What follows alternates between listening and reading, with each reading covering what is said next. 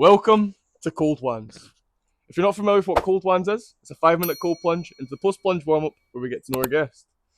On the note of our guest, it is a returning guest again, but we were looking for some more diversity in the sex. So I decided, and obviously loads of other people have had a second go, so it's time for Sophie Campbell to give her second run round. Hello, Let's I'm go. back.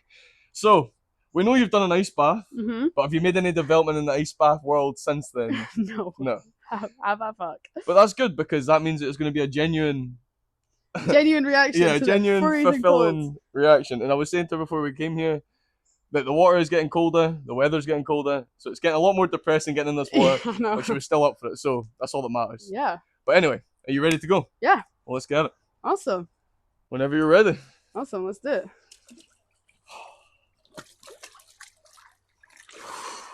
Oh, mine's like spilling out everywhere.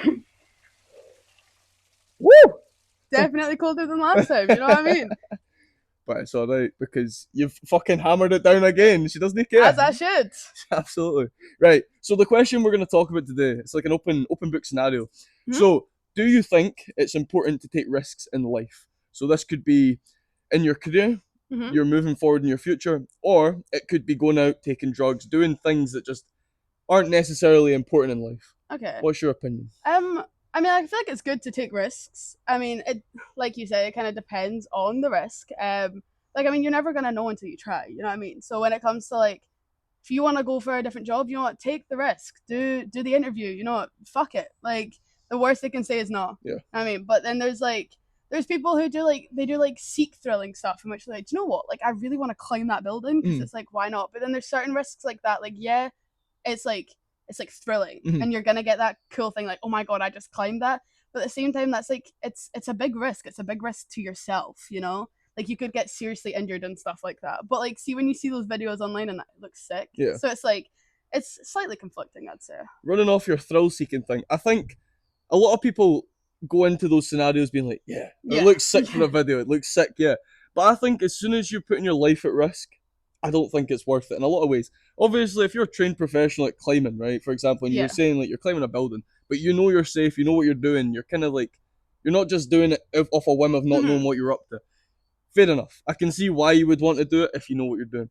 But when it comes to like other risks, like taking a career path, like taking that opportunity to go somewhere, until you take the opportunity, like you said, you'll never know. Exactly, yeah. So without taking the first step, you're never going to be able to start climbing that staircase to success. Yeah. And I think for a lot of people, risks aren't all just like career seeking as well. I think, like in your scenario, you've bought a house and stuff. That's a risk. That's something that you don't have full fulfillment in because you are still like trying to work out where you want to work. You're still trying to work out your life. You're like at a point in your life where buying a house is a risky thing to do. I know. It's a big investment, you know what I mean? But it's like those risks are the ones that you need to really weigh out the pros and cons in and go, is that what I really want? And if that's what you really want, go for it. Yeah, exactly. You get like one life, as people say. Like, obviously, it's a very common phrase. If people are wanting to do stuff but they're a bit wary about it, people will just be like, you know what, you got one life, do it. And then when it comes to stuff like buying a house and that, you know what, me and Mark, we looked, we saw one, we're like, do you know what, we like it. Let's go see it. You know what I mean? But then there's like going back onto the thrill seeking stuff. Like, yeah, you have one life. If you really think the best thing to do in your life is climb buildings to get views and stuff, like, you know, fair enough, you're getting views, but at the same time, it is such a big risk because one failure and that you're fucked. Yeah, like where do you draw the line? Is what I would say. Like there is, and when I said like opened up with the whole drug thing as well, I think that's if you spoke to me back when I was taking drugs, I would have turned around and told you you should experience everything, and I still kind of believe that in a way. And I'm not saying go take drugs. I'm just saying that everything in life you should experience once. But in the same sort of sense, you need to understand the risks that are involved with doing what you're going to do. Yeah. Obviously, go out and drink. Go and do what you want to do in your life. I'm not going to try and push you towards a life of complete success and a complete, no. what loads of folk would put as bored, like a boredom kind of lifestyle. But at the same time, realize when the time is you need to kind of put yourself on a straight and narrow and realize that life doesn't give you what you want to get, right? It's not about what you want. It's about what you work towards. That's how life works. You can't just want things. You need to get them. Yeah. And it's like one of those scenarios where you really need to weigh up the pros and cons again of, do I keep living this lifestyle where I go out, drink and take drugs waste these weekends, live for the weekend sort of like mindset, or do I start taking steps away from that? Still do it, fair enough. Don't ever stop. Do what you want to do, but do I start taking steps that then bring me to where those risks are that are fulfilling for my life? Yeah. I mean, going back onto like the whole drug thing you were saying, like I'm not saying obviously it was good you done drugs and stuff, but at the same time it's good that you got that experience because now you're able to do stuff like this and you can speak about it and you can help other people through it. But then even when it was like while you were doing the drugs and that you were still drinking, but at least now you know this is what my limit is and you know I don't really want to go over this and stuff. So it's giving you a good experience, but also at the same time it's not the greatest thing to do. It's not like you're going around prancing about being like, guys, do drugs, it's cool, but no, like I get where you're coming from. I suppose I'd say it's a slightly good risk. Like, you know, trying out things you're not used to and stuff. But I mean, like for me, like people will offer me drugs, whatever. There's never a doubt in my mind. I'll be like, no, I don't want to do that because it's like I don't know what it's gonna do to me. Like, obviously, people don't know if they're gonna get addicted to things and whatnot, but it's just one of those risks I'm not willing to take. But then there's people out there who'll go, do you know what? Like, never tried it before. Let's see what it's like. And it kind of depends on the person. If they feel like, you know, I can hack that, then it's not good for them. Yeah, absolutely. Well, that was a great conversation for a 5-minute cold plunge, but we're not going to. Yeah, exactly. We're not going to continue it in the water. We can continue that in the actual post plunge warm up. So what we're going to do is we're going to go into the water. We'll head to the post plunge warm up.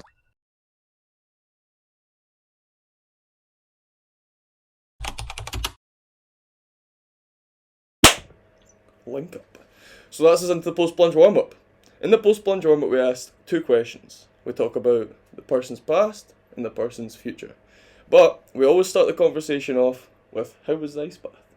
It wasn't that bad. It was definitely colder than last time. It was quite cold, but it was bearable. It was fun. I enjoyed doing it. So. Yeah, the winter does bring the cold weather. Like, I'm not gonna lie, but the thing is, it gives you more challenge, and the challenge is always good. We always love a bit of challenge in life. Also, with the post-plunge warm-up, it's a very free-flowing thing as well, so we're not always just going to talk about the same sort of things, we're not just going to talk about our lives. It's just going to go all over the place. Yeah, but that's the greatness of it. So. Exactly. So, what has happened in your past? And I know that from the last episode we spoke a lot about this, but obviously, knowing you and being your friend and stuff like that, we've saw a lot of development even from the last time you were on this, and that was only like 4 months ago or something like that? Yeah, it was not too long ago. So, it's actually crazy the amount of development you've made in yourself, Mark's made in himself, you as a collective have made within yourselves. So, give us a little bit of a recap on your past, and then let's get into your future. Well, last time I was on, we spoke about work, we spoke about living situations, and obviously if any of you guys watched the last one, I spoke about how at the time I was homeless. I'd been homeless for about a year and a bit at that point. I mean, that's changed now. Me and Mark bought a house, which was incredible. I wouldn't even say it was scary. Like for some reason going into it, I was like, oh my god, buying a house is going to be the scariest thing I've ever done in my life. But I mean, yeah, Mark done a lot of the work, but it's still quite, I wouldn't say easy, but it didn't feel like, although we went to go see the house and I didn't feel like there was any attachments in that with it. Like if we wanted the house, we could get the house type of thing. It was good. And then, you know, I got on a lot better with my parents. They helped us out with a lot of stuff with the house, you know, helping us move, helping us unpack. I left McDonald's as well, got a new job. And I'm not saying the last job was terrible, but I mean, it took a toll. So when we were last speaking about it and that, we were speaking about how, you know, like mental health stuff and how work and how people treat you and stuff. And obviously my new job, it's definitely better. I don't get spoken to the way that I did at McDonald's by customers or like staff or anything like that. So it's definitely been better. It's been on the up since the last couple months.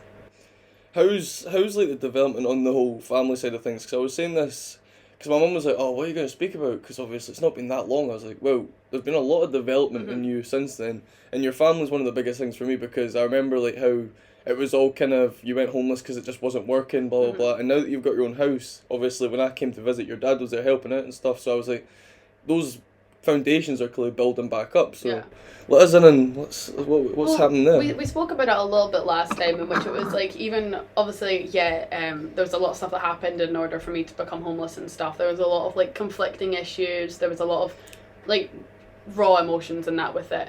But even when I was living at the Rock Trust and that, they were still, I wouldn't say they were like so very like involved in my life in it. Like I tried to keep in contact with them as much as I could, and I saw them like every so often and stuff. And then when me and Mark went to go see the house, we just popped into their house afterwards, and we're like, we're looking at this house, you know, we're gonna go through with getting it, all this stuff.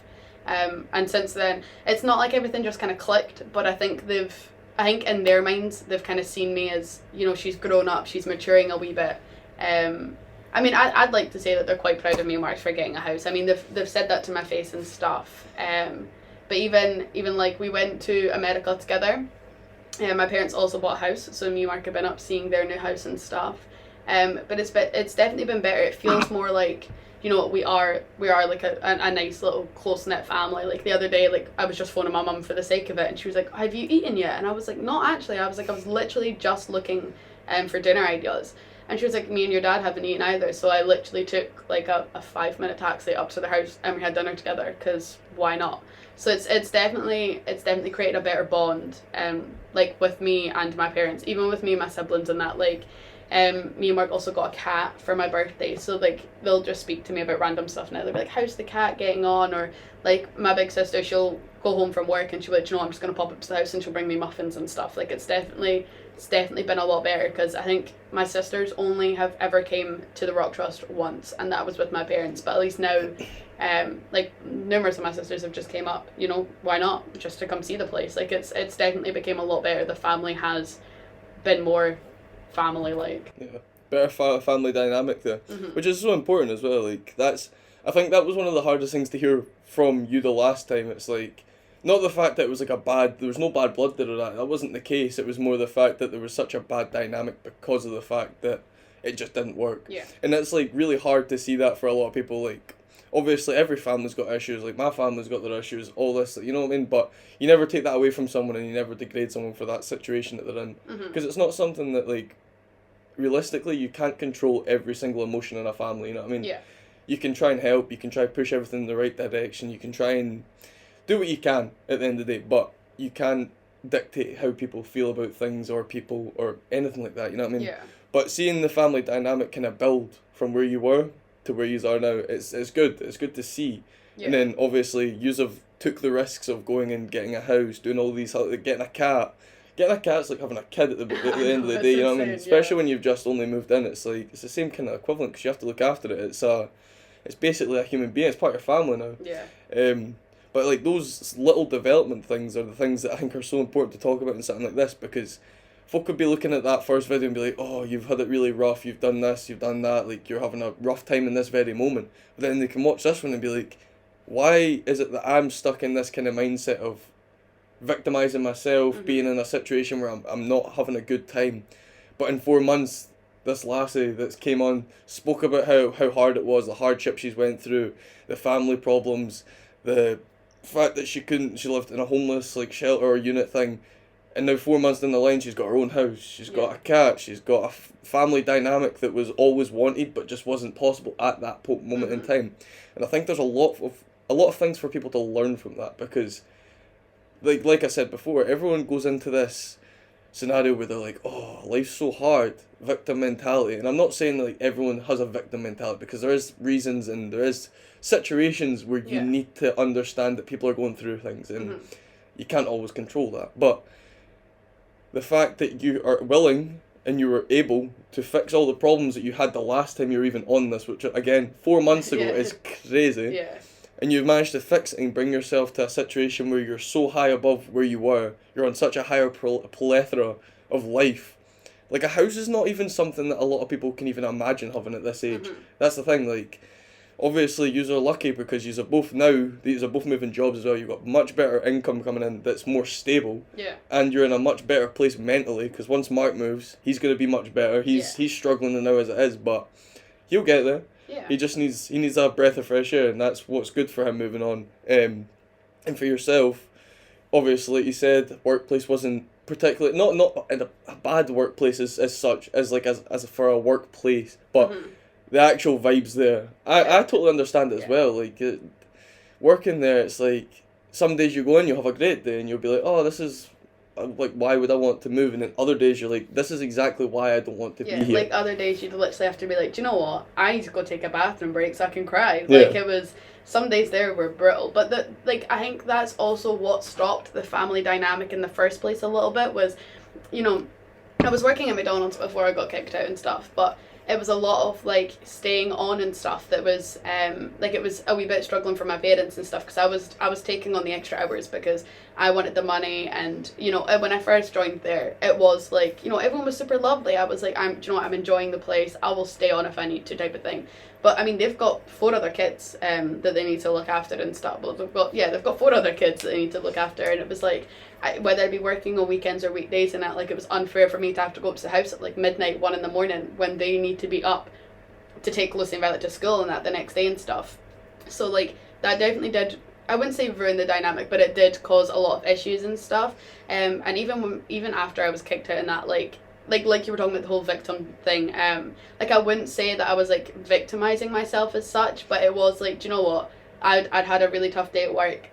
You know, my mum would message me just about anything, and in my head it was kind of like, no, I'm in a bad mood. You know, I'm in a bad like living condition because of all this stuff that happened. So it's not like I took it out on them, but like, with me within myself, I didn't want to reach out. Like, I didn't want to be like, oh my god, all this stuff, and sit and speak to them as if we're like the cutest little like close knit family that, like, you know, I wish that we were and stuff, because I was just having terrible times at work and stuff. But then, like, people always do say, and the one thing that did help me, especially now and within the past 4 months, people have always said, you know, it's your parents' first time living too. And I think that really struck a thing with me, because it was like, for some reason growing up in that, I just thought in my head, you know what, like, my parents have done everything, you know, like, they should know that when I'm feeling sad, you know, they need to comfort me and all this stuff. But at the same time, like, I think back then I kind of did forget, you know, it's also their first time living, they're gonna have emotions, it's not like they've done this before. Yeah, they had like my big sister before me and stuff, but just because they had one kid before me doesn't mean they're going to be magically like experienced. So that definitely did help, because once I got that mentality of, you know what, like, I need to hear them out, I need to, you know, let them feel their emotions at the same time, it definitely became a lot easier to be able to speak to them. So it definitely did help.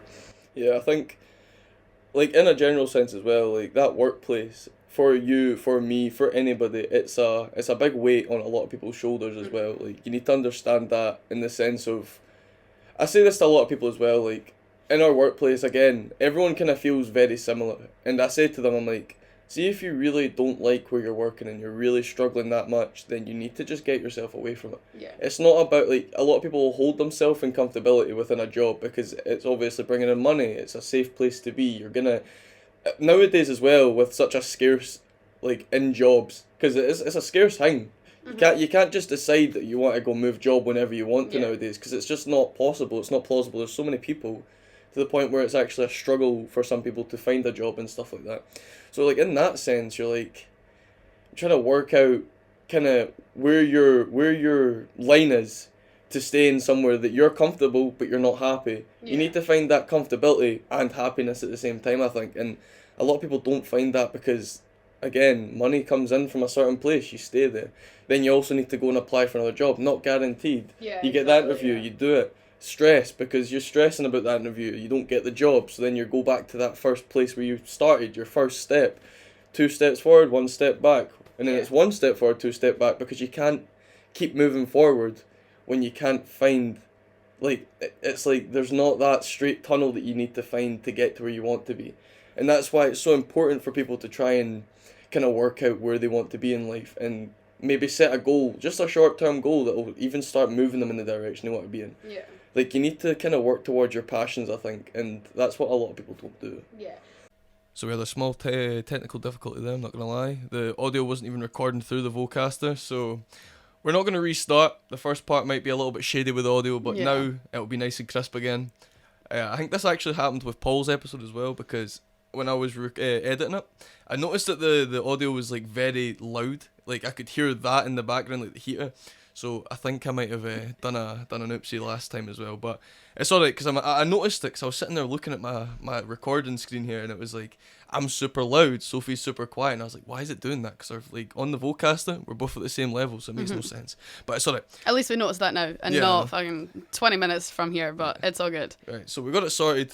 So we'll get back into the conversation. Yeah. So we were banging on about the fact that the family dynamic, the whole taking the leap, victim mentality and stuff like that. So on like I think you were talking about victim mentality as well, on like the whole fact that you didn't think you weren't as such putting yourself in a victim mentality, I think, but a lot of people in your scenario would, and that's not me generalizing that, and I'm not like putting anyone down, degrading anyone, that's not what I'm here for, but what I'm saying is a lot of people get so wound up in their head and stuff like that, and the weight of like a job that you're not happy in can sometimes, it can really weigh down on you and like destroy things that are so important in life, like family dynamic, like even just like friendship dynamic as well. Like a lot of people notice it nowadays as well, where one day you'll speak to your pal and they'll be like completely A-okay, they'll be so brand new, but then sometimes you'll go back to them later down in the week and they'll be so run down, so like difficult to speak to.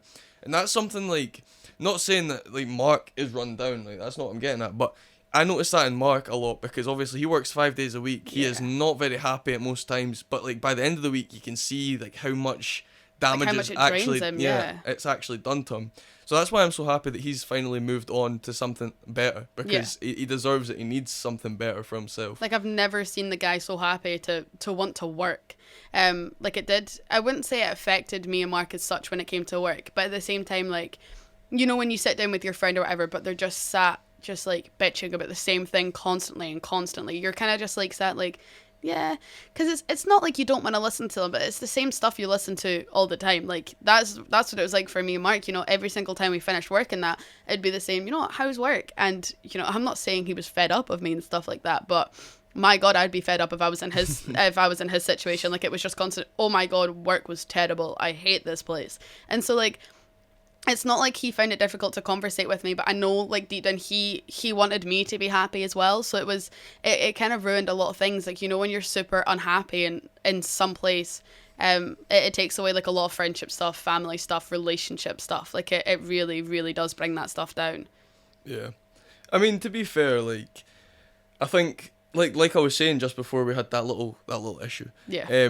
It's one of those scenarios where like whenever somebody gets to a point where they're just talking continuous shit about whatever, their workplace, their lifestyle, anything like in life, if it's a reoccurring thing they keep talking about, that's when you know you need to try and just get yourself away from it. Because especially work as well, work's one of those things where like if you're continuously talking about it in a negative sense, you're not happy. Yeah. And the thing is, your workplace, because it's I know lifestyle and like family and like friendships and all that stuff, it's always important. It's like the most important thing in life. It's the most precious thing in life. But when it comes to like what you need to live, you need a job, and what you need in a job is happiness. Because if you're going back there every single day and you're coming back home and you're like, that was terrible, I've got no staff, I'm not happy, I'm doing all this, I'm doing all that, I'm getting expected to do this, I'm getting moaned at for that, it then just, it's a reoccurring thing of just battering down on you. And it's like, it degrades you without even meaning to degrade you, if that makes sense. And like, I don't have anything against anybody from McDonald's, right? I've not got a single problem with them all. I think there are a lot of great people there. A lot of immature people because of the fact that everyone's so young. And I think that's again for like me, Mark, even you, anybody that's like in a space where they want to get like a greater fulfillment from life. When you're working alongside a lot of like people that are coming from school, they've not really got goals set, they're kind of all immature, growing up, they're getting to that mature level where they need to start deciding what they want to do with life. And we're all sitting there, we should know what we want to do in life, we want to go in a certain direction, and you're stuck in a place with all that mindset around you. It can be difficult because you can't really relate to people that are so young, have no life experience. Maybe not no life experience. Everyone's had life experiences somewhere or another, but it's not to the same extent as you have. And obviously, again, it's great in the sense where you get to tell your story. You get to help those people kind of maybe go in the right direction, be in there full time, turn around and be like, this isn't what you want for yourself. Make sure you sort that before it gets to that point. It's good for that, but like at the same time, it's hard to like kind of weigh out the pros and cons of working somewhere that you can't kind of be on the same level as the people around you. And it's not even that though. Like, you'd have a terrible, like, I know for me personally, you know, I'd have a terrible shift. I'd go home, I wouldn't really think about it as much. Like, you know, once I have a terrible shift, I go home, I deal with it, whatever. I'll sit, I'll take my mind off things, I'll do stuff I enjoy. But then it's like, when the next day comes and I know I'm going back to that place, I'll automatically go into it with a negative mindset. So I go in the door and people's like, what's wrong? And I'm like, there's nothing wrong. It's just like, you know, you don't want to be there. Like, if you're going to go into a place with a really negative mindset, you're not getting out of that. Yeah. And every day I was going in there like, I don't want to deal with this. And sometimes I'd have great shifts and I'd be like, do you know what? That was a really good shift. And even then I'd go home, be like, that was fun, you know, it wasn't terrible, I didn't get complained at as much. But even then the next day I'm going back knowing, you know, I'm going into this in what it's usually like, which is terrible. And then I'd have the terrible mindset yet again. So nothing was progressing there. Everyone was just coming in after having a terrible shift the day before, just in a terrible mood. And so no one could have a laugh with each other. You know, no one was able to just sit and just be like, do you know what, guys, we've got this, because it was, you know, this has happened 4 times this week, you know, no one's gonna get out of that, and no one ever did. That's a good point. Like, it's the fact that when that one day then dictates your whole week within that place. That's such a true fact. Like, I didn't even think about that until you said it there, because it's like, I kind of can relate to that. Obviously, I'm not there as much anymore. I'm basically part-time at this point. But like, and having those 3 days off is basically what saved me from not leaving way before now. But I can understand, like, how, especially when you've had days off as well, you go from your days off, you have a great time. Like Mark was saying as well, he had a week off, his skin was looking a lot better, he felt a lot better. He was eating better, he was sleeping better, you know, he was enjoying his life. And I'm not saying, you know, like, him working at McDonald's means he's got, like, no enjoyment in life, but you know, it's not even that you start to feel bad for other people. Like, I know for me, like, you know, I'd have days off and then we'd get a message, be like, can anyone pop in? Because they need the help.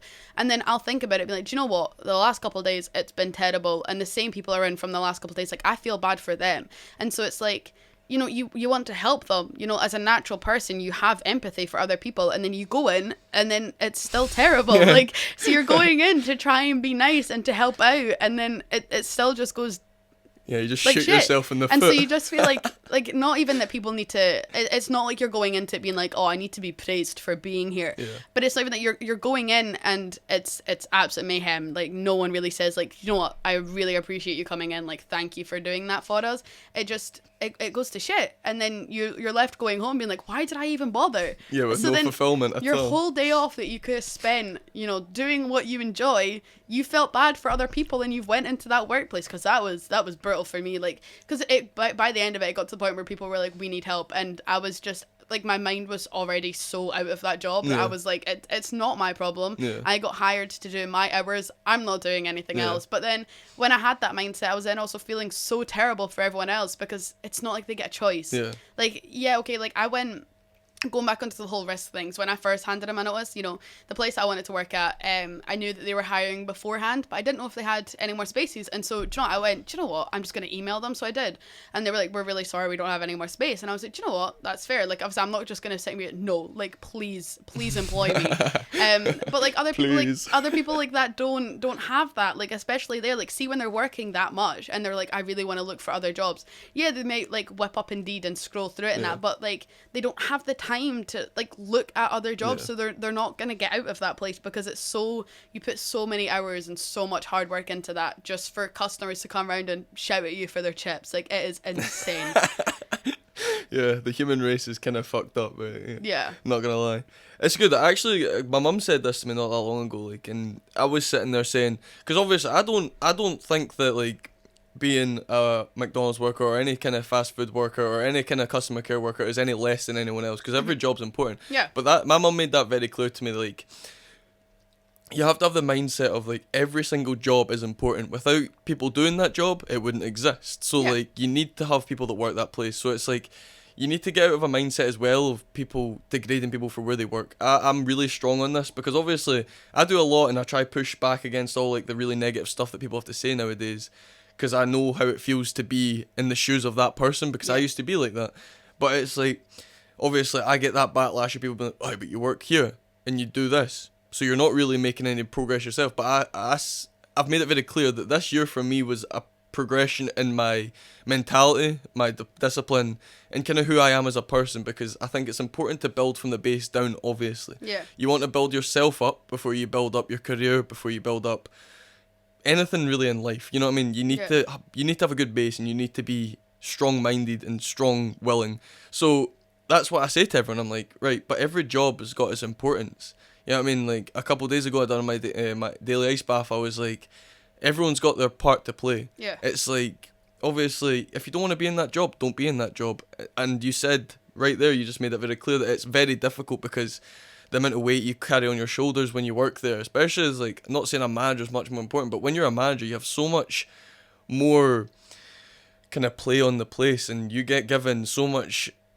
Your role to play in that place is so much more important because they kind of lay all the weight on you. Yeah. Because like it goes, people that work there just day to day crew, they don't have much that they need to hold because they just kind of come in, they go home. They're usually 16, 17, maybe 18. They're still doing college, uni, school, whatever else they're doing. It's like a part-time thing for them. Yeah. Whereas when you've got the managers that are full-time, you've got all this weight on your shoulders because they expect you to basically run the place and make sure it's going exactly how you want it to. And again, I'm not shit-talking McDonald's.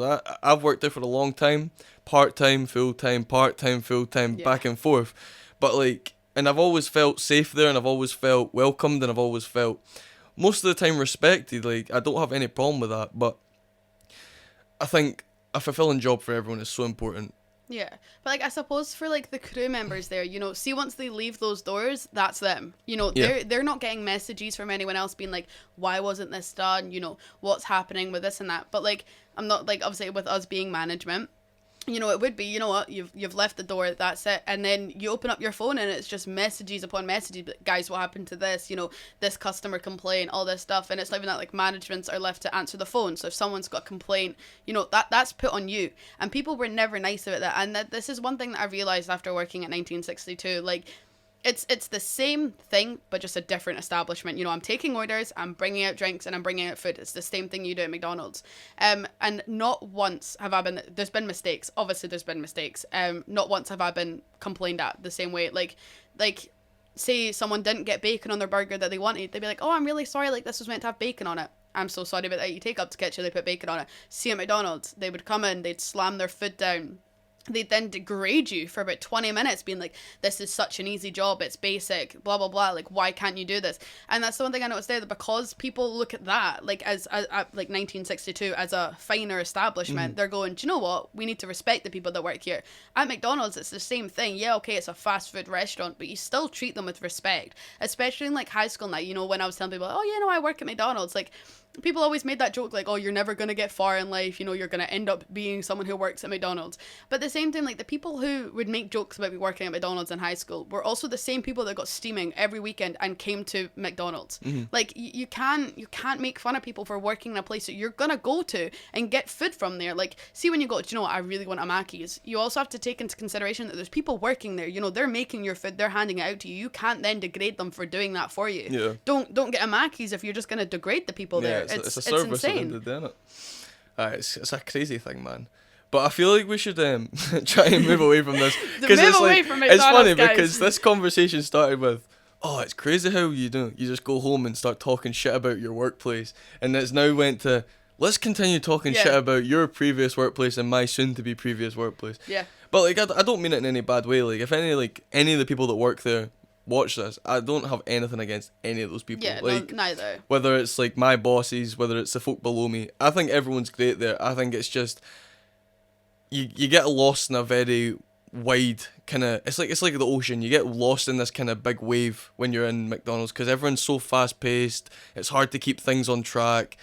And I can understand why it all goes wrong a lot of the time. It's not like we hate the people that work there. No. Like, it's not like, yeah, you might have screaming arguments with other management and that, but that's also because everyone's so tense because of the customers. Yeah. Like, I can guarantee you no one who works at McDonald's is going, I hate that job because I hate everyone there. Yeah. It's, yeah, you hate everyone there, but when you're saying that, you're on about the customers. Yeah. It's the same people that come around almost every day. It's the same people that say the same stuff to you constantly. Like, of course that's going to make them feel terrible. It's unfair. It's an unfair work environment because you know that, like, especially when you speak to the higher up management, you know that they're also trying their hardest. Yeah, maybe for crew eyes and for some management eyes, it doesn't look like they're doing much. But at the same time, we wouldn't be able to run our store our store, your store, without them. You know what I mean? Like it's impossible to do that without that higher up manager. So to be like, you know, they're not doing anything, or that management's not doing anything, or, you know, crew's not doing anything, it's unfair because you wouldn't be able to function without them there. Yeah, and they do try their best. They only get given so much leeway from people above them as well. So you need to kind of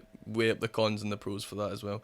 But yeah, so why don't we get on to talking about a bit about your future? Because obviously we spoke about your past. We then went on a rant for some reason about something. No, we needed it. It's okay. Yeah, we needed it's something that a bit strange, but it is what it is. But why don't we move on to what your future goals are? Because we spoke about this the last time, and your future goals were probably most of the goals you've now got now. Yeah. You've got now. So, what's your next steps forward from here?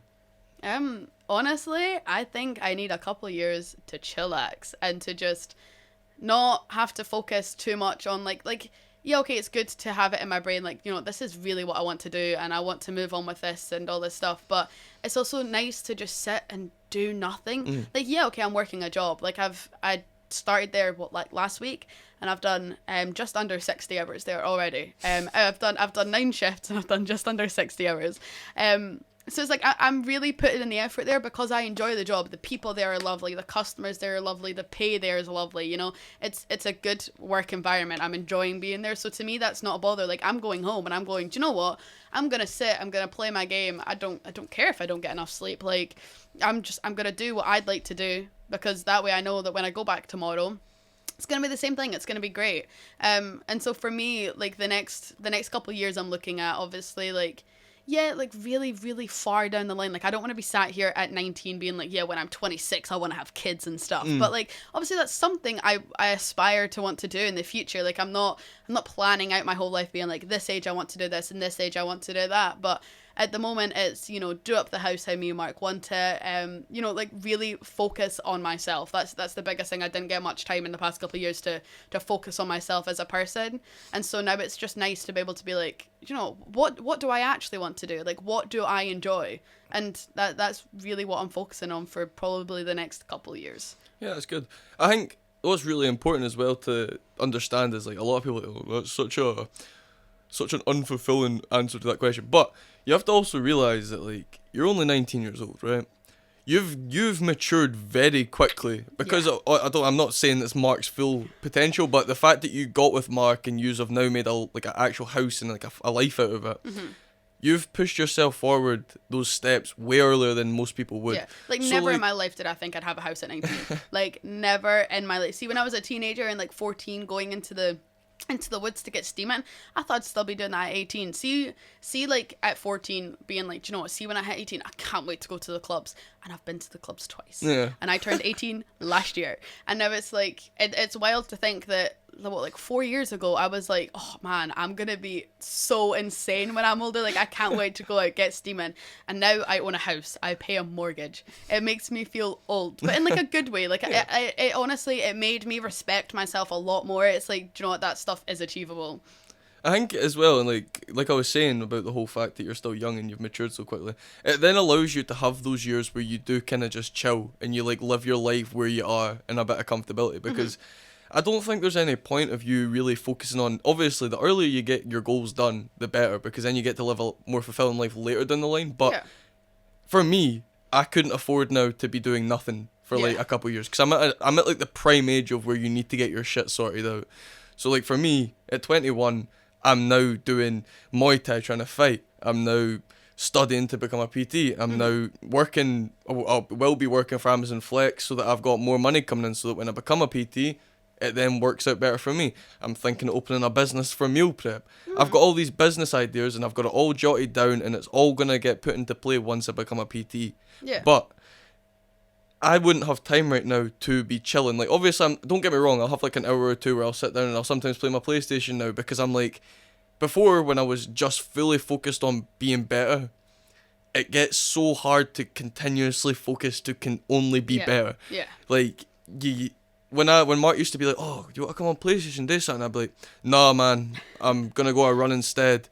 Yeah, that's good and said, right? That's developing where I want to go. That's pushing me in the direction I want to go in. But you need to live your life as well. Yeah. Like, all these people that you see on social media are like, only do this, only do that. Don't live your life like wasting it playing PlayStation. Don't waste your life. All these little stupid things.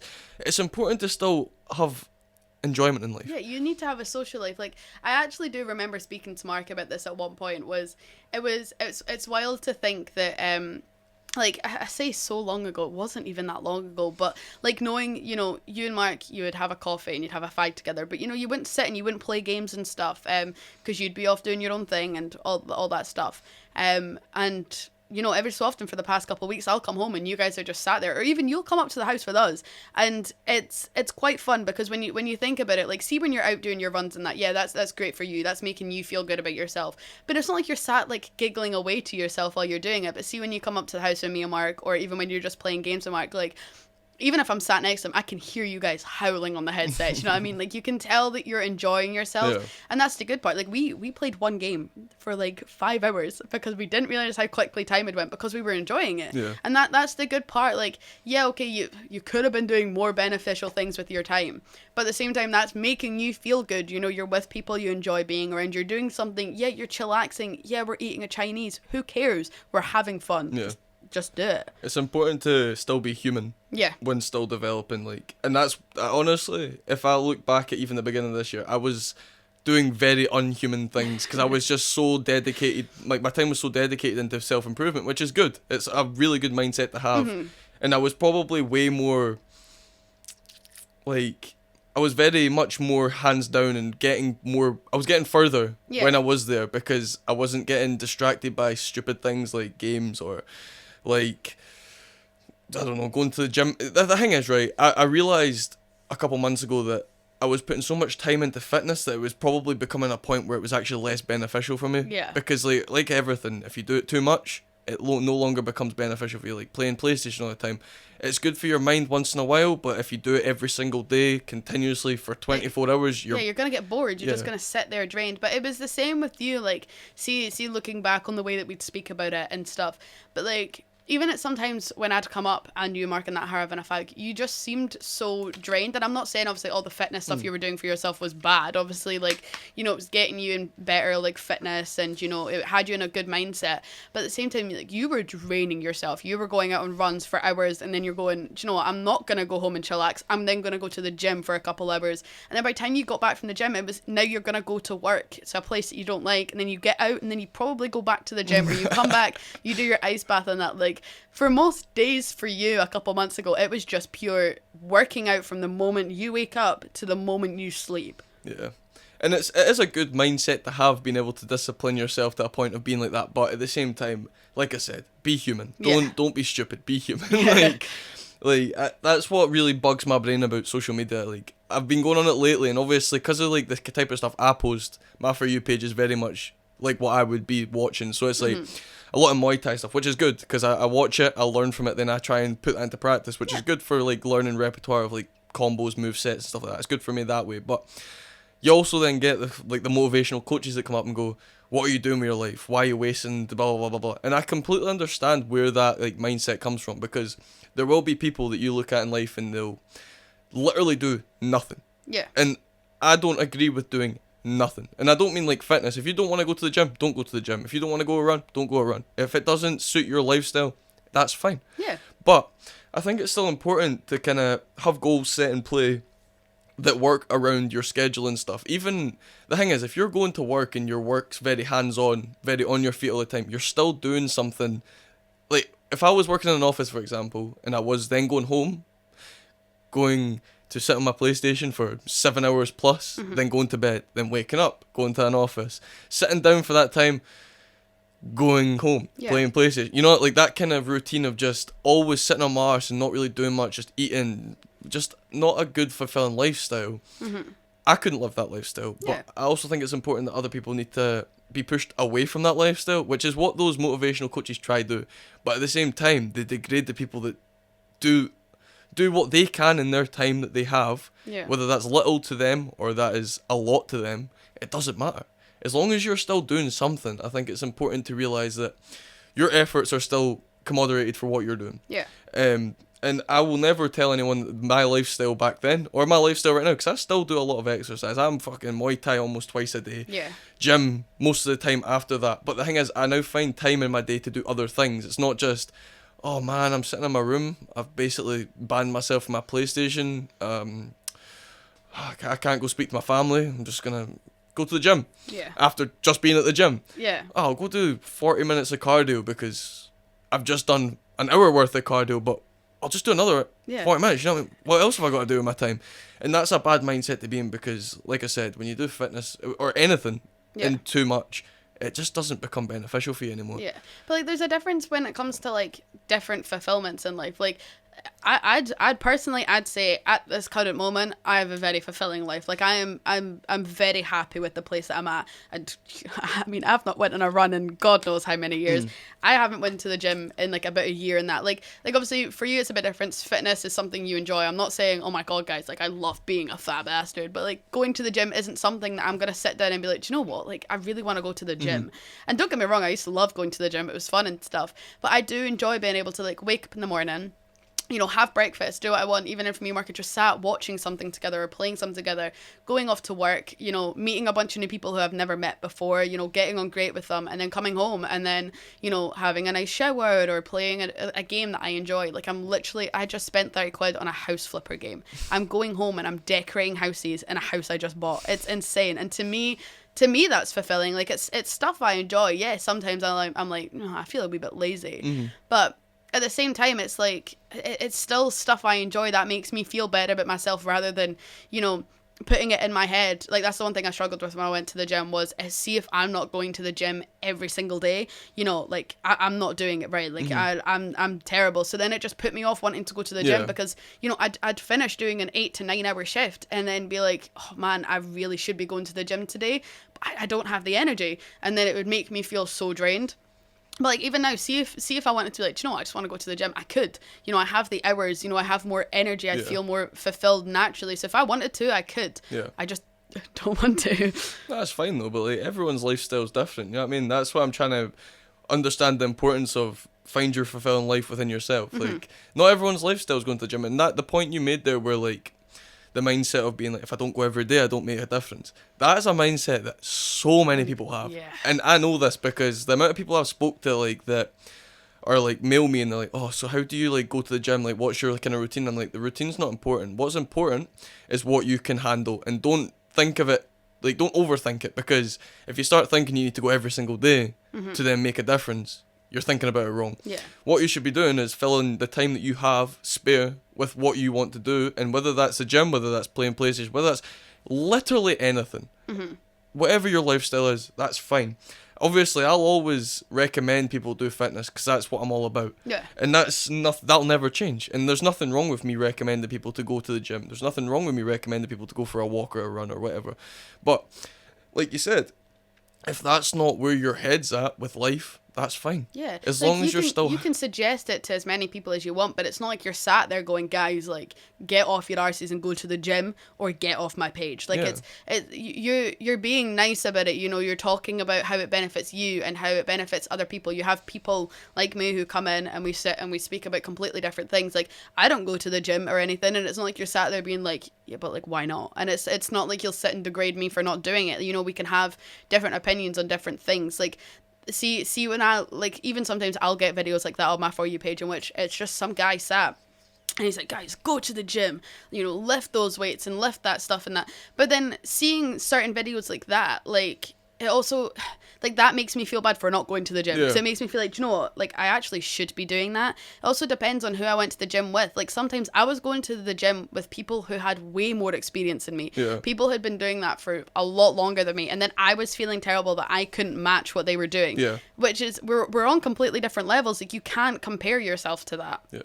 And that's the thing, one of the worst things about the gym, it's the comparison thing. You always want to try and be as good as the other person. And it's a very competitive place if you have a competitive mindset when you go there. Like, it's totally down to mindset. Like, gym it's such a social place. Like, if you go in it with the right mindset, with the learning kind of headspace of being like, okay, I can learn here, I can make myself be better within what I've got right now. And I think it's always important that you kind of, you try and go to the gym with experienced people. Like, for example, when me and Mark started going to the gym, not like doing the actual gym stuff, because I mean, when we first started going a long time ago, I was probably maybe not just as experienced, I was more experienced than Mark, but not like in a sense of being like, oh, I know everything, like, But now, if I went to the gym with Mark, I could explain to him like why it's important to do it this way, because I've obviously studied it, so now I know all the actual importance and the kind of proper ways of doing things.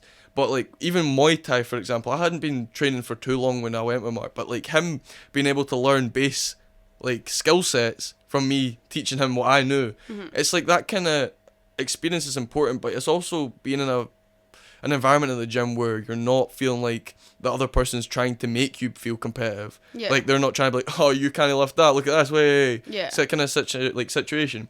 But I think a lot of people that have got less experience or are a bit more insecure in themselves or have anxiety about going to the gym and stuff, that's a mindset they instantly go to, because it is a scary place. Yeah, It's I totally understand that. Yeah, but like, see, when I was speaking to people about going to the gym and that, there's so many people I know, like mainly women, that would be like, nah, but like I'm not as good as that person, you know, I aspire to be like them. And like the one thing, like I know it sounds daft coming from someone who doesn't go to the gym or anything like that, but the one thing that I kept thinking about was, you're looking at that person and you're going, I aspire to be like them, and you're thinking that they are above everyone there and that's what you need to be that. But at the same time, them themselves are probably looking at someone else going, do you know what, I aspire to be like that, and you're not taking that into consideration. You're just looking at them going, I need to be like that, and if I'm not like that, I'm not doing it right. But they've got that same mindset to someone else, and it just keeps going. There's levels to it. Absolutely. That's a good like thought process to have there, because it's to be fair, like I've found like the perfect place in my mindset for the gym, because I'm more of an athlete now because I do Muay Thai and that's what I focus my time into. I don't go to the gym and now go, oh, that guy's massive, that's how I want to look, because I can't physically look massive anymore, because if I get big, Muay Thai is not going to be a viable way for me to go, because you need to be slim, you need to be lean, you need to be fast, flexible. I can't be like 45,000 pounds of straight muscle. If you're one of those guys in which your shoulders blends into your neck, you're not going to get much mobility out of that. Exactly, but that's the importance. Like I think a lot of people as well, like if you go to like a commercial gym, for example, like JD, Pure Gym, even Bannington's, you're not going to see a lot of athletes there, I don't think. I think what you're going to see is a lot of people that want to self-improve, maybe build their body up a bit, but their goals aren't to be like a bodybuilder. Their goals maybe not to be a powerlifter. That's why there's the specific gyms that are made for powerlifting, for bodybuilding, and that's where you go if you want that level. So I think it's good in that sense as well, because a lot of people go into the commercial gyms and they'll be like, obviously the anxiety starts, but see, once you get there and you realise how a lot of the people there, they may be more experienced than you, but they're not fully experienced in the way that they know everything, and they're not going to be like, you're doing that wrong. Like, don't get me wrong, a couple of times where I've been at the gym and I've watched somebody doing a certain exercise slightly wrong, I'll go up to them and be, do you want a tip? Like, I'm not going to say that I'm going to give you the tip, I'm not going to force it down you, but if you want a tip right now, I can help you maximise what you're doing without hurting yourself, because the way you're doing it right now, you could end up injuring yourself. And I think it's important that you know that that's not what you should be doing. But I don't go up and be like, you're doing that wrong, let me show you how to do it. This is how you do it. You know, it's kind of then that scenario. makes them feel terrible about themselves. But see if you go up being like, I know a slightly better way that you could be doing that, you know, they're more likely to take that into consideration if you go up and you're nice to them about it. But it's like, it also depends on who you're going up to. Like the one thing that I struggled with when it came to the gym, and that was, for some reason I had it in my mind that you could not go to the gym unless you were already physically fit, or people would judge you. So like I see a lot of that stuff online or whatever, in which people are just judging like bigger people at the gym, like what they would deem as fat people, and they go like, oh my god, they shouldn't be here. But at the same time, like, you're there to work yourself out, you're there to gain muscle, to gain what you want from yourself, but they're doing the exact same thing. Hi guys, we're back. We had another technical issue again. I know, Cold Wans has went pure gyro, man. What's actually going on? Every single time. My last episode was so many bloopers, and now this one is so many technical issues, but we're working through it. We'll get it done, it's fine. Man, I actually can't stand it. It is literally always your episodes, man. The last time was, I couldn't introduce the show because I was laughing so much for some reason. You forgot my name. We were sat here just like, every time we spoke, we just looked at each other and just burst into laughter. We could not hack it. But it's alright, because maybe it was a blessing in disguise, because now we can move off of the last subject we were talking about, which was just gym. Something that's very me Yeah. And not so much. Very, very biased on Kyle Dixon. Yeah. Well, so I think what we'll do, right, is we've got a video coming up, but in fact, you know, right, we'll just jump into the video. Yeah. We can then start talking about that, because that'll be a better thing for us to talk about, I think. So what we're gonna watch is like a video on, it's about abortions in America. You can. Well, I'll introduce it. So, me and Kyle, it's not like we like struggled to think about something, but obviously he was thinking, you know, it'd be good to have other opinions, better diversity and stuff. And I'm not saying that it's been very, very biased with all the guys and stuff. But there's been a lot of gym talk. There's been a lot of like, you know, really stuff. But we thought it'd be good to speak about stuff about women. I mean, I'm a woman, so we're going to speak about that type of stuff. And we were just trying to figure, you know, like what's going on in the world right now that's something we can speak about. And I know for a lot of women and for a lot of things currently right now, obviously, like a lot of the stuff I see on like my For You page and that is a lot of people arguing about whether abortion is right or wrong and whether the right should be there or not. And because it's a very opinionated topic. Like a lot of people have a lot of opinions on that. But because it's about women, we thought it'd be a good thing to speak about. So yeah, I love the opportunity. Like I said at the beginning of this, I don't have very many women that want to come on this, and I completely understand that a cold bath probably doesn't exactly tickle a lot of people's fancies. It doesn't even tickle a lot of guys' fancies, to be fair. So it's totally understandable. But we will have more female on it. I'll make it happen. Yes. But yeah, so I thought it would be an opportunity for us just to talk about something that I'm maybe not as academically known in, so it'd be better for me to then tell you my opinion and then have an opinion from a woman as well, because it then kind of cross paths and we can talk about what we think about each other's opinions, you know what I mean? Yeah. So this video is from, what's his name, Charlie Kirk? Charlie Kirk, yeah, I think so. I've saw this guy quite a lot and he always has a very big opinion to throw forward. He's quite an opinionated guy, so do you know what, let's get the strong opinions out there right off the bat. Let's get it. Hello Charlie. Hello. My name's Adam. So I want to ask you, what do you think about veganism? Vegetarianism. I am not a fan of veganism, but you have a right to be vegan, obviously. So let me clarify. Yeah. You on abortion, you support pretty much banning abortion in most situations. Yes, but humans are not rabbits. Yes. So and humans are not deer, and humans are not cows. Okay. So I want to ask you, do you think it's a little bit hypocritical that you oppose abortion, but you also oppose veganism? Most animals, most adult like cows, pigs, chickens, they're more intelligent than fetuses and little children, small infants. I can't believe I have to answer this. Can I answer? Yeah. So how come you're saying that? Can I answer? Okay. Yes. Yeah. Go ahead. Okay. If you leave a cow for 5 years, will the cow ever be able to talk? No. If you leave a fetus for 5 years, will the fetus be able to talk? Yeah. Okay. Sure, maybe. So then which one has reason and a soul and can make sense of the natural world, aka an elevated being worthy of protection? But that's a cow or a human being? That's not a good argument. That's like saying mute humans that are born that are without the ability to speak can't have rights. It's not just about speaking, it's about reason, it's about having a soul, it's about being not an animal. What is a human being to you? A human being is someone who has personality, and someone who can speak, and if you mean like biologically, like someone of just give me a definition of, you have a dog and a human being. How do you know which is which? A human being can walk and talk and a dog can walk. Yeah, but I can't walk and talk. Sure. Here's the difference: a human being can tell you the difference between right and wrong. An animal can only tell you the difference between pleasure and pain. Yeah, but animals still suffer like human fetuses do. But again, the moral worth of a human being is objectively different, because we are able to make moral contentions. Yes, you can tell. How we feel. Animals can only feel; they cannot reason. Yeah, but and therefore we should be treated different morally. Now, from a typical Western religious view, we have souls as human beings, and animals do not.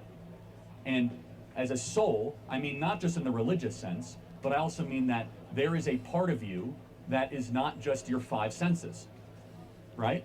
Okay, sure. Well, so for example, if you think you're only your 5 senses, which one of your 5 senses is telling you that? Well, I don't know what you mean by 5 senses. You mean my brain?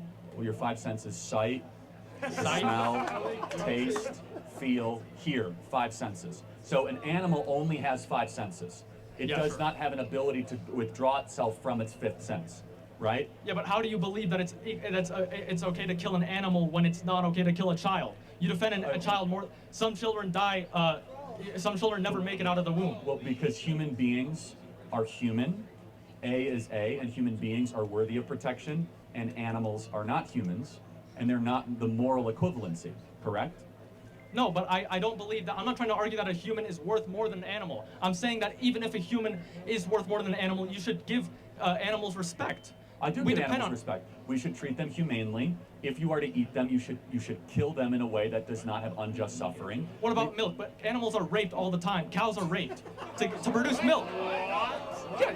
Yeah, to produce milk, a cow has to be impregnated, and it's not like these farmers are waiting for the animal to get pregnant naturally. They have to be forcibly inseminated, which is a form of rape. I actually think it's a great thing that we have dairy. Okay, but I don't think that that drinking milk in and of itself is bad. But saying that animals can be raped is okay. That's beyond me. That you think that cows are being raped? I got to be honest. Yes. I've been doing this for 12 years. I've never heard that before. Yes, but they are raped because they're not referred to as being raped. They're said to be forcibly inseminated. How come that's okay, but raping a small child is not? I would not. What?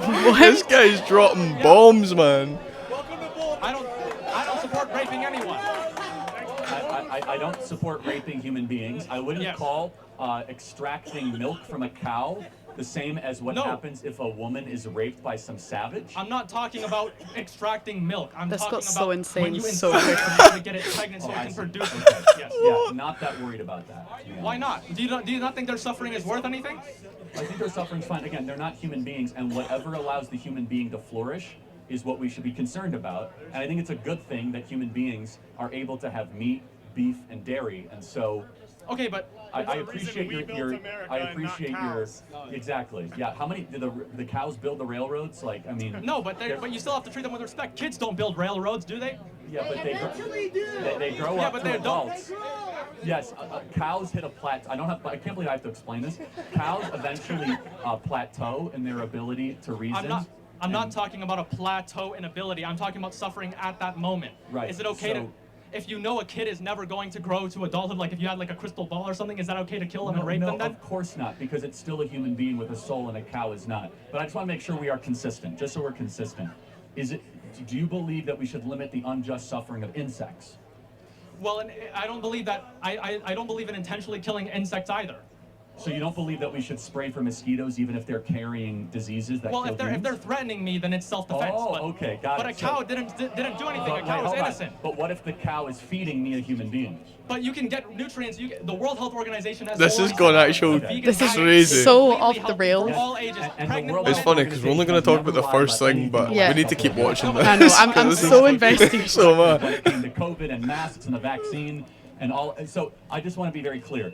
The push for veganism is a push for the androgenization of the American man. We need to get testosterone rates up, not down. And you do that by eating meat and not eating soybeans.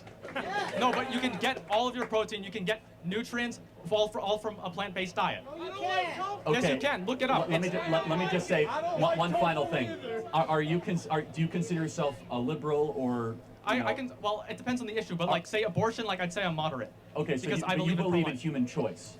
Yeah, well, generally, like I don't believe in my body, my choice, generally speaking, but it depends. Okay, depends on each individual. Can I have the right to eat a steak? You have the right to eat a steak? No, because that involves the suffering of an animal, of an innocent life. And the American left wonders why they're losing young men. Thank you, my friend. I appreciate it very much. Thank you. No, but okay. Thank you. That was really something, guys, wasn't it? That was wild. That was wild. It's that funny. was insane. It's funny, we watched like the first couple bits of that clip just to make sure it was alright. Yeah, so you're not going to get like copyrighted and stuff And like that. Yeah, I didn't think it was going to go there. Like, nope, neither did I. I don't even think that second part is even going to end up in this conversation between us. Like, It might, but you know. Fucking cows getting raped or something. Oh, for milk. no. That's crazy. I know, insane. But anyway, so on the whole abortion thing, what's your opinion on that? It's such a like a big topic that I wouldn't say it's difficult to speak about, but I do definitely believe, you know, if someone's got pregnant, right, and they aren't able to keep the child, like, mentally or financially, like, no one wants to bring a child up into a life in which they can barely even fulfill themselves. They cannot look after a child. That's unfair on them, and it's unfair on the child, and stuff like that. I believe, they should be able to do that, in the whole, like, rape cases and stuff as well. If obviously that's happened to you and you've became pregnant from that, like, it's unfair to expect that woman to carry a baby that she's been forced to have by someone who she doesn't know. Or even who she does know. Like, it's unfair. And I feel like in America and stuff, as we were briefly speaking about, a lot of, like, the Congress stuff and that, a lot of them are men, and a lot of the decision making for, like, shutting down abortion clinics and not allowing people to get them, a lot of that has came from men, and it's, especially watching that video, right, I don't understand why they care so much about this guy's opinion. I don't know too much about him in that, but even watching that, like, why does his opinion matter? He's not a woman. It's not. This is the one thing that I don't understand. If, like, I don't get why guys are so opinionated on the matter, because it doesn't have anything to do with them. Like, see if it was something in which it was more women but less men that had to go through it and that. But it's literally just a women thing. Like, it's them that get pregnant. It's them that have the decision whether they want to keep that in their body or not. Like, it's a guy can't turn and be like, no, you have to keep that. That's unfair. It's their body. Like it's like me saying to you, being like, I've made this food, you must have it. If you could be allergic to it, you can't have that. That's like me force feeding you that. It's unfair. I can't make that decision for you, and they shouldn't be able to make that decision for women either. Yeah, I agree. I think going back to the first thing you said there, it's like, if you have that child and you know that you can't fulfill their life the way that you would want to if you were to have a child, if it was planned, if it wasn't planned, whatever, I think it's also important to realise that that's the equal amount of cruelty to aborting your baby. So if you were to have them without wanting them, or without having the choice of them, or without even having the opportunity to think about not wanting it, like as in from an abortion, it is equally as cruel to abort the baby than it is to have it and have it live a really unfulfilling life in something you can't withstand, and let them have a good life. In which you're not able to, like, stay at home with the child. You need to go out and work. If you are not financially, like better off in order to have a child, you're gonna have to leave that house, you're gonna have to go to work. Like, who's gonna look after it then? Like, it's unfair to put them through that, and it's unfair to put yourself through that. And I feel terrible for the amount of people that are out there in the world who have went, I can't have a child right now. Like that's so unfair on them, and it's so unfair on me, and I've been forced to have it. It's not nice. It's unfair. People shouldn't have to go to different countries to get an abortion. That's insane. They should be able to have that free will to go do it.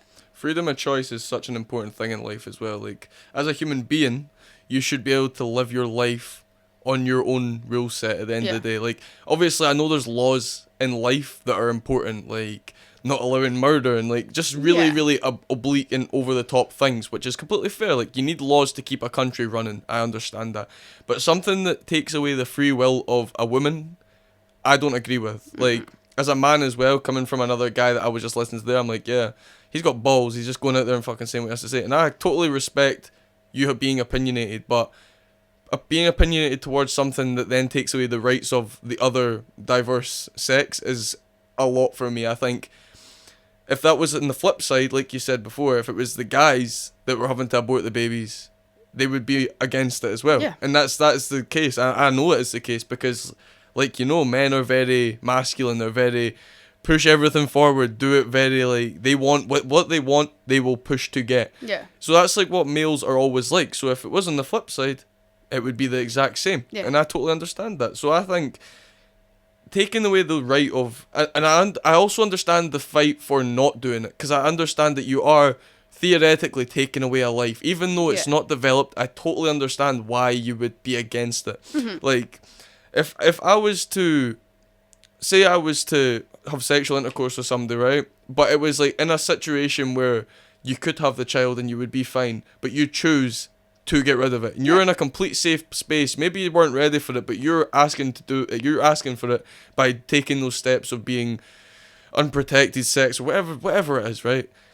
I can understand why the fight would be like, oh, why would you get rid of that life? Like, you chose to do this. You're in a good enough scenario where you could have that. You're just deciding now, after taking the repercussions of doing it, that you don't want it. Yeah. And I totally understand that. Like, it's fair to have an opinion, and it's fair to understand why you would maybe have a push against it, because it is theoretically, again, taking away a life. Yeah. But in the same sense, why should you have the right to take away someone else's right to stop them from having a child that's going to live an unfulfilling life? Yeah, it's unfair. And going off of what the other guy was saying, not the, I think his name was Charlie Kirk or something, whatever. Not the other guy talking about the whole veganism thing. Like, yeah, okay, it was worded a wee bit weird, and I suppose it was a bit of an unfair conversation. Like, you had one guy sat there with a microphone on his own, and some other guy in which, you know, the guy was like laughing at him. He was being all smug. Like, he was not taking into consideration how this other guy was speaking at all. He was, you can tell just by the way he was speaking, he was like, it's my way, and we're gonna listen to what I'm saying, type of thing. Yeah. Exactly. But going on what he was saying about the veganism thing, obviously I understand where he's coming from. Like, you don't see people out there like banning restaurants from selling meat, or being like, you can't eat that because that's actually killed an animal, type of thing. Yeah. So it's unfair for them to shut down clinics in order for people to get abortions. Like, there's some, I've seen like a lot of videos on that, because obviously it's a very popular, like, controversial topic to speak about. There's a lot of opinions, and it circles. You'll see like once a year there'll be one big circle of just many videos about people speaking about it, and I don't know why it happens, but it always pops up. But it's the same types of people that are speaking about it, and I'm not trying to be like fight for women type person, but every single video I've ever seen on anything like that, it's always a guy speaking. And I find it so unfair that it's the guys that are going, you're not allowed to do that, we're shutting down the abortion clinics. And then when they speak about it, half the time, I'm not saying every time, but a lot of the time, they're making it out to sound like these women are just whores, and they're going out, they're sleeping with people, they're getting pregnant, and they don't want to have that child. They want to get rid of it so they can go and sleep with more people, which, might be the case for some people. There might be some people who sleep around, they get pregnant, they want to get rid of it. Which is fair. Like we keep saying, if they want to get rid of it, you should let them get rid of it. But at the same time, there's people who get raped that end up pregnant. There's people who end up in, lovely relationships and they still get pregnant, but they can't have that child, and it's unfair for them to do that for them. And babies die in the womb, babies die during birth and stuff like that, but you don't see those women being like yelled at and getting screamed at constantly because your child died in your womb. No, that's you can't shout at them. That's unfair. But if they're wanting to willingly get rid of that, say that child is not a child until it's born. Okay, it might be, by the time the 9 months and that is ended, it's deemed as a child. It's got fully fledged organs, blah blah blah, all this stuff. But when you look into the way that abortions actually work, you can get an abortion up to, I think it's like 13, 14 weeks. At that point, that is a bundle of cells.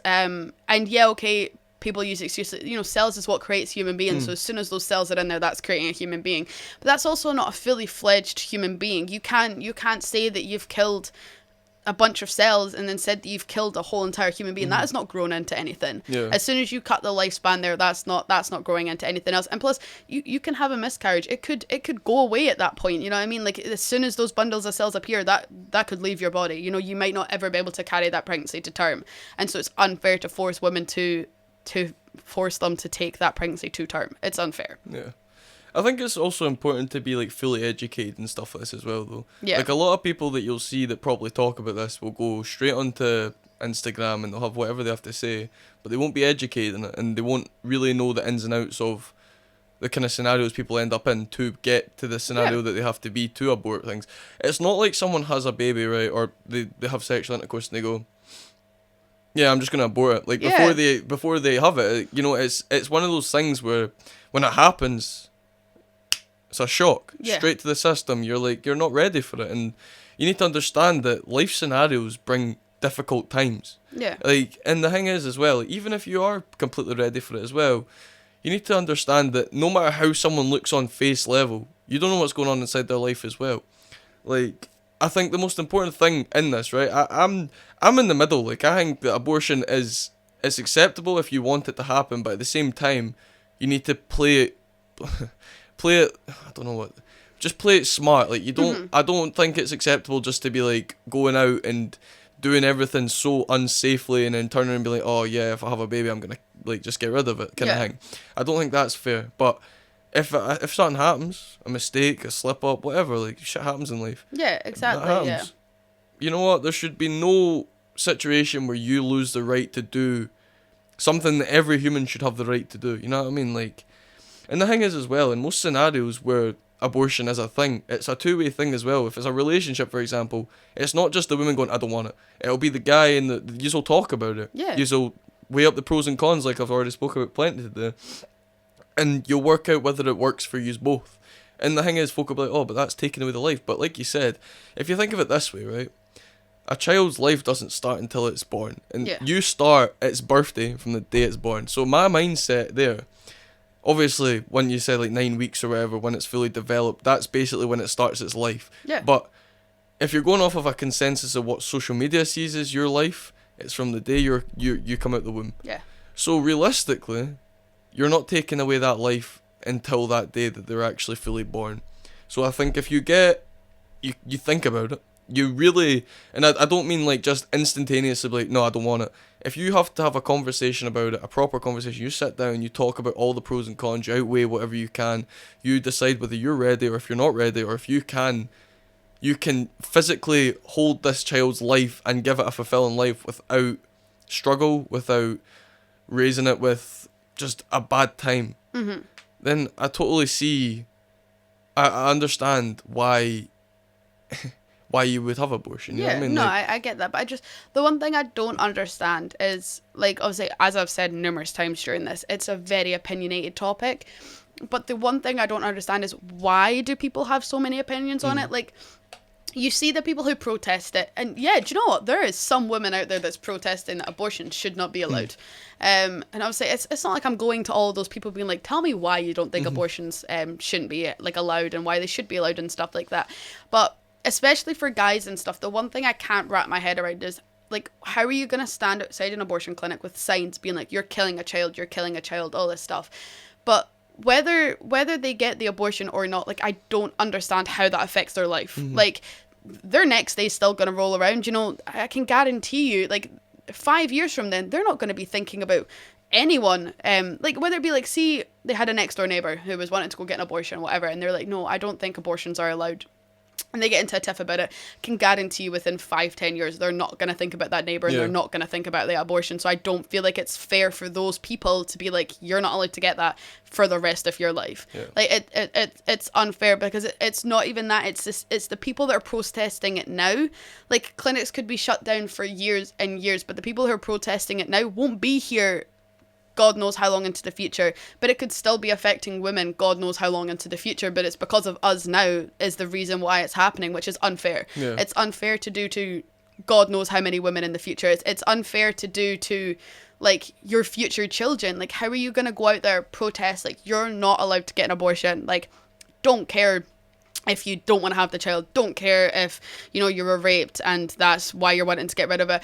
But it's also like, you have a daughter, she could be in that position. Yeah, I was just about to say that. Like, God knows how many years from then. It's unfair for you to go to women who you don't know and be like, you're not allowed to do that. But the 10 of bits, your opinion will flip as soon as it happens to someone who you know, whether it be your wife, your kids, like anything like that. As soon as it happens to them, I can guarantee you they're going to be like, that's unfair, why can't she get an abortion, type of thing. It's stupid, and I really don't think that so many people should have so many opinions on it. Me personally, I feel like if you need to have an abortion, or even if you want to have an abortion, even if they feel like, you know what, I could technically bring this child up, I'm financially stable enough, but I really don't want to have a child right now. That's fair. Like, if you don't want to have a child, you don't need to have a child. They should be able to get rid of that. And so for me personally, it is just, I feel like abortions should be allowed. I don't feel like anyone should be taking those rights away at all. I think there's no reason for human rights to be taken away. Nah. It's such a pointless thing to take away as well, because like you said, it affects one sex, really, right? So if it was full women on it, completely understandable, but with men dictating that whole kind of movement, it makes no sense. So taking away the right of women when you're a man just looks misogynistic. Yeah. And I'm totally like, I don't care for all that shit, and I don't agree with misogyny and all that stuff where like women are like, oh, men treat women, but whatever. That's a very collected group of people. You need to kind of, and I think is now in this generation, a lot of that overspills into other men, and I've noticed this a lot, like where you'll get women that are very like driven by misogyny and they're like very against men doing whatever else. Yeah. But then that'll get driven into men that are actually good people as well. Like, I'm not saying that misogynistic men are bad men. I'm just saying that their viewpoints on life are not favourable. And I'm against most misogyny because I don't think that men are the greater diverse in sex. I think we're all equals, obviously. Yeah. But obviously there's things that women can do that men can't do, and it's the exact same way around. You know what I mean? Like, obviously men, they're much stronger. They're what you would call like a protector. They're the what's the word? Oh, I can't mind. I had a word in my head and it just went. But they're the provider. That's what I'm looking for. That's what you would see as a stereotypical man, the provider, and the woman is the care.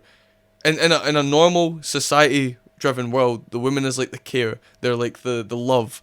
They're like the compassion. Which is the way we've been taught since we were kids. Yeah, like that's what you grow up knowing. You grow up knowing that, you know. Especially when you look back a good few years ago, it was the men went out to work and the women stayed home. They looked after the kids, they cooked and they cleaned. Yeah. And okay, we've came very far from there. Yeah. You know, women have rights now. Like this is one thing I don't understand. Obviously, so far back, women did not have rights, and people fought for women to get those rights, and they fought hard for women to get those rights, and they listened, and women got given rights. And we're looking at that past, and we're looking at, you know, they fought so hard for our future. And now we're fighting so hard to take away the next generation's future for those rights. We're now trying to, I say we, other people are trying to take away those rights for that future generation, although people before them have fought for those rights for them. It's unfair, and it's going to end up in a big cycle of people are trying to take away basic human rights. And the one thing I don't understand, especially with the abortion thing, is people keep being like, murder is murder. Yeah, okay, murder is murder, but at the same time, right, I don't see the comparison of a lassie going into a clinic and getting either a physical abortion or a pill abortion, whatever, going into a clinic and getting an abortion, or someone going out and brutally stabbing and murdering someone, right? If someone brutally stabs and murders someone, you know, they're going to go to trial, and they're going to get trialed as a murderer. They're going to go to jail. They're not going into clinics to take these women out in cuffs and being like, you've murdered something. Yeah. Like, it's, okay, people use the excuse murder is murder, but none of them are getting trialed for murder. You know, they're not going to jail for murder because they got rid of a child that they didn't want to have. They didn't give any harm to anyone. It was a cell. It couldn't feel anything. You know, like, I can guarantee you, it would not feel anything at all. Like, you're getting rid of it, but it's hurting you more than it's hurting that growth of cells. But you can go out your way and physically hurt someone, like, to the point where you kill them. You're gonna get trialed for murder, and that way I don't think there's any comparison. But that's the biggest thing that people compare, is that murder is murder. When you bring that up, I think if you think of, again, being educated, murder is the act of a motive. So it's like, in my head, a murder is the act of someone that is a danger to society, that is willing to hurt someone or harm another person in a way that is not necessary in any stretch of imagination. That's my mindset to a murder. When you say someone goes to an abortion clinic that is there for that reason, like, they wouldn't be there if it wasn't something that should be allowed to happen in the first place. If there is medicine that allows you to do it without harm, the most kind of peaceful and passive way you could possibly do it. It's not like you're going in and they're fucking firing a fucking coat hanger up your fucking and killing it that way, like you watch in all the movies and that. It's not. But like they have legitimately created pills for this. Like it's not like these women are going out and they're doing something that, like, society said they're not allowed to do and stuff like that, because people have went out of their way, like scientists have went out of their way to look at, you know, how can we do this in a nice humane way in which, you know, it's not going to affect, like, the actual the women themselves. Like, it messes them up a wee bit, you know, it makes them have really, really bad, like, hormonal issues for a while. which is understandable and stuff. But at the same time, people have put effort into making those pills because people should be able to get abortions. We wouldn't have those pills if abortions should be outright gone. Yeah. Like, it's unfair, and I really don't think people should take that away. And a lot of the things that I see, especially now on social media, and I know it's kind of opinionated coming from a woman, but it's always when women have issues that the guys then feel like they can stay on those things. Like when women say, all guys, they're scared of all guys because, it's always, I say always, yeah, you can get women rapists, but when you see the broad spectrum of it, it's usually guys. And so women say, I'm scared of guys. And then guys back that up by being like, not all men, not all men are scary, but at the same time, they're just thinking women are going to get abortions because they're whores, but not all women are whores. Like, we all have different reasons for everything. So do guys, but then they get upset when women put them on a spectrum of you guys are all the same. Then they're putting all the same women on the same spectrum and be like, you guys have to deal with it because you guys are also all the same. It's unfair. And I think the world, especially because of social media, like, I think social media, it started off great. You could post pictures of your kids on Facebook so your like mum and that could see it and be like, oh my god, cute kids. And now it's got to the point where, most people's lives like evolve around social media. Like they grow up with like Snapchat, Facebook, Instagram, and then like TikTok and stuff like that. Like they grow up only ever being on their phone and seeing this stuff, and so all they're seeing is other people's opinions who you're not going to remember their face in the next 5 years. Why do you care about their opinion now? It doesn't make sense. And I feel like too many people are too opinionated and they don't need to be having those opinions, and especially putting it out there. I say that as we're sat here doing a podcast talking about our opinions, but it's not the point. I mean, like, the people who are like telling other people that they're wrong. There could be people watching this being like, I think Sophie's wrong, or just in general be like, I think people should ban abortions and stuff like that, and that's fine. I'm not sitting here telling everyone there that, you guys have to think the same way as me, but there is people on social media being like, if you guys aren't thinking about it this way, you guys are wrong. And then people are getting that mindset of, maybe I'm wrong, but they shouldn't be listening to social media. I don't get it. It's stupid. All opinions are important at the end of the day. Yeah. But I'm not gonna lie, right? I'm gonna case close this scenario because we're getting really on, and I don't want another fucking 2-hour long video. Oh god, I know. Because I was speaking to I was speaking to somebody, and they're like, it gets less engaging when you have it too long. Yeah. An hour's like perfect, but we're gonna be like an hour and a half after I've edited everything, which is fine. So what I'll do is, from the last time, you'll remember this, but I have to ask every single time anyway. So, Sophie, have you got a quote or a piece of advice for everyone out there that might help them? I mean, I'm gonna give a quote based. I say a quote. I'm gonna give a bit of advice based on what we were speaking about at the beginning, and that is, take other people's feelings into consideration. Yeah, you might be having a shit day, but they could also be having a shit day, and you bringing them down even more is not gonna make you feel better. Just take everyone's opinions into consideration, is what I really have to say. No, that's good. Well, I've got something to offer you. A little handshake to commemorate your great work again. Thank you very You've been much. an absolute delight. And, I mean, there'll be other things that we can do up later down the line. We love having the old and golds back on. Yeah. It's good. And especially, like I said at the beginning of this, having someone that's made such a big amount of development in 4 months, it's crazy. Like, obviously, Mark and Scott came on. Scott's was like a refresh, because we've both been kind of moving at the same kind of pace, so it was just more making a better video than the first one, because it was obviously only on Instagram. It was only 15 minutes. It wasn't it was good, but it wasn't a great video. So that's what Scott's was there for.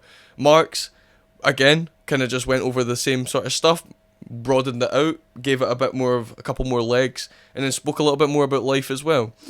Paul's, he's made a lot of development as well, and Finn, he's also made a lot of development. So all the people that have came back onto this have been very much worthwhile coming back onto this. And I think a lot of people will maybe look at it and be like, oh, there's that person again. Like, they've probably done that for Mark, they've probably done it for Scott, they've probably done it for Paul, they've probably done it for Finn, they'll probably do it for you. Yeah, probably. But at the end of the day... God, not Sophie Campbell again, guys. But the thing is, if you watch them back to, like, comparison-wise, watch them both, you would understand why folk come back on this, because it's so important to see what people are capable of in 4 months. Whether you were given it, whether you wanted it, whether you aimed for it, whether you fought for it, it doesn't even matter. Yeah. But showing that a human can develop that much in 4 months. But it's not even just the development, like, within me. It's, like, even just, like, this episode itself. Like, see, going on the last one. It was, yeah, we spoke about some, like, heavy things. But there was a lot of giggles in that one. Like, it was quite lighthearted. And this one's been it's been quite heavy on, like, the opinions and the emotions and stuff like that. So I feel like this one it's more engaging. Like, we managed to actually speak about like your opinion, my opinion, and other people's opinions rather than just this is what I've done in my life this week. Yeah, I think this setup helps with that a lot though, because it kind of locks you in as well. I know, having like, sometimes I just forget that that's there and that you're there and I'm just speaking into this. But the investment part was so important. Like, this is, I think everyone said that as came back on. It's like, it feels just professional, which is what you need. You know what I mean? This is what I was excited for. See, as soon as I saw you had mics, I was like, I can't wait to just sit and like ASMR it. It's awesome. Well, anyway, we said we're gonna cut off, and we're gonna end up tangenting again if we don't stop. So this happens every single time we just sit and we just speak. Yeah, and we're like, oh guys, we'll leave it there. But anyway. Yeah. But anyway, guys, I'll see you next Sunday for the next Cold Wans. I think next week's is going to be a special one, but I can't quite remember. Ooh. If it might be a special one. I don't know. You'll have to come back and see. Ooh, teaser. Anyway, so guys, I'll see yous again tomorrow, and you'll see Sophie whenever she decides to spawn back here. Yeah. See you later, guys. Bye.